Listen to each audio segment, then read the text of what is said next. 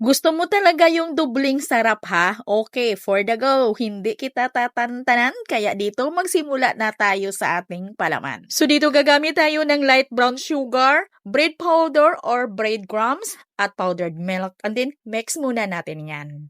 Pagkatapos ma-mix ay ilagay na yung margarine at masahin ulit or mikus-mikusin until well combined hanggang sa magkaroon tayo dito na parang dough. Ito yung ating palaman, isit aside lang muna. At naglagay pala tayo dito ng vanilla extract ha. So dito naman tayo sa streusel or yung toppings natin. Gagamit tayo dito ng third class flour, lagyan ng powdered milk at light brown sugar and then mix muna natin yan. Pagkatapos maihalo, ilagay na yung margarine at mikus-mikusin natin to. At dito ngayon nag-add ako ng margarine ulit. At nang sa ganun ay makuha natin yung crumbs. Basta masyado lang fine yung ating mga crumbs ay mag-add tayo ng margarine. At nang sa ganun medyo mga malalaki din yung granules ng ating ginawang streusel. Ay kuskusin lang talaga natin ito hanggang sa magkaroon tayo dito ng mga ganitong crumbs. At itabi lang muna, dito naman tayo sa ating dough. So dito gagamit lang ako ng kalahating kilo ng first class flour. Lagyan ng yeast at bread improver and then i-mix ko muna yan. At mag-add ng light brown sugar, vanilla extract, egg yolk at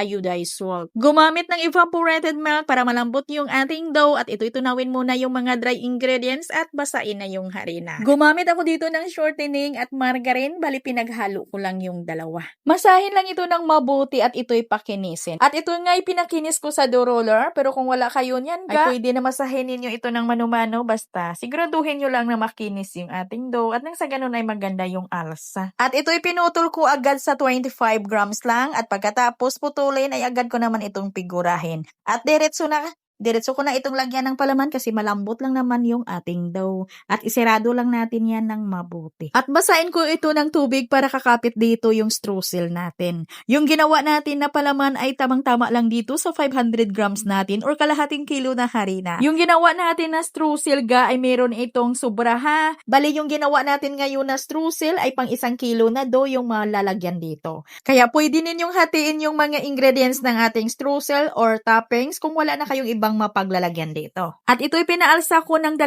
oras bago ko ito sinalang sa may preheated oven na 180 degrees Celsius at naluto ko ito sa loob ng 15 minutos. Yung ating dough ay pang Spanish din ito ha, na pwedeng gumamit lang kayo dito ng breadcrumbs or bread powder para pang toppings or pang coating. At yung ating palaman ay pang Spanish bread din. Subukan ninyo ito I promise. Balik-balikan talaga kayo ni Soke at pati ikaw din. Marami yung makakain mo dito. Kaya dito lang yung ating video. Maraming salamat muli at bye-bye!